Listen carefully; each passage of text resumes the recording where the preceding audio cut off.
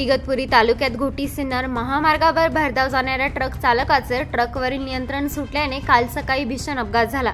या ट्रकने एका मोटरसायकलला टक्कर दिली असून या अपघातात एका खासगी कंपनीमध्ये सुरक्षा रक्षक म्हणून काम करणाऱ्या स्थानिक युवकाचा जागीच मृत्यू झाल्याची धक्कादायक घटना घडली आहे। ही घटना इगतपुरी तालुक्यातील धामणी परिसरात घडली असून शिवाजी विष्णू ठोके वय 35 राहणार अधरवड असं अपघातग्रस्त दुर्दैवी युवकाचं नाव आहे। हा अपघात इतका भीषण होता की युवकाच्या शरीराचे 2 भाग झाले असून युवकाच्या शरीराचा अर्धा भाग 20 ते 25 फुटावर फरफटत नेला होता।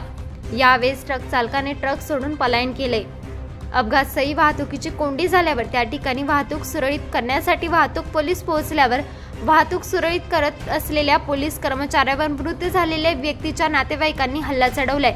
या हल्ल्यामध्ये घोटी ग्रामीण महामार्गाचे पोलीस कर्मचारी किरण आहेर गंभीर जखमी झालेत। त्यांनी पुढील उपचारासाठी घोटी ग्रामीण रुग्णालयात पाठवण्यात आले। या घटनेची माहिती मिळताच घोटी पोलीस ठाण्याचे पोलीस पथक घटनास्थळी दाखल होत पोलीस कर्मचाऱ्यावर हल्ला करणाऱ्या संशयितांचा शोध घेत आहेत। ब्युरो रिपोर्ट सप्रेम मराठी।